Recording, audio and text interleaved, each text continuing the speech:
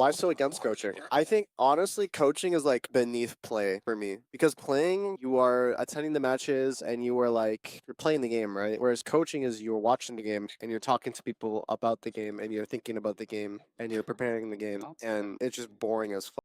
Also, players do make more than coaches normally because the players are the ones that like have to like perform and stuff. I guess that's more for like the highest tier players, but it doesn't make sense. How about coaching players that want to get better at the game? Also, I feel like there's just other people that are more qualified to do any form of coaching over me. Like, I think I have the ideas, philosophy down, but I think I'm just not able to convey it in an efficient way as others would be able to. Who would be the best coach out of all the Sen players? When I was playing, it would probably be Gustavo, honestly. Well, if I was a coach, I already know I would cook up some like literal crack cocaine composition. I already know myself. I would cook some like unbelievably like weird like I'm a firm believer and I still am to this day that it's a lot harder to play against weird compositions than it is to play against the meta compositions, especially if the weird compositions come out as a surprise like shock, right? It's because there's just different like game plans that you have to work around those comp, and then also when you play weird comps you are practicing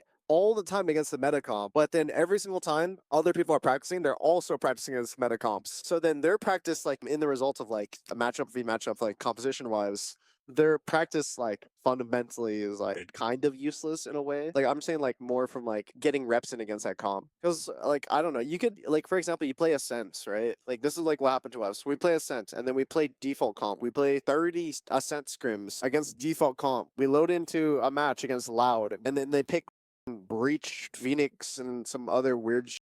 And then we're just like hooked because we can't figure out what the to do in the match because we have to adapt on the fly. Unless you're able to like actually talk about what their win cons are and what your win cons are and what they're weak at and what you're weak at into their composition, like there's just too much to go through in the middle of a match when the tension is high that if executed properly, you'll just run over them. It's unpredictable, yeah. But I mean, that's if you can do it right. I think some people do pick weird comps, but then they just like play bad. Weird comp is a double-edged sword. Yeah, you definitely need like a certain set of players in order to accomplish that. And then also, I think you have to be like way more proactive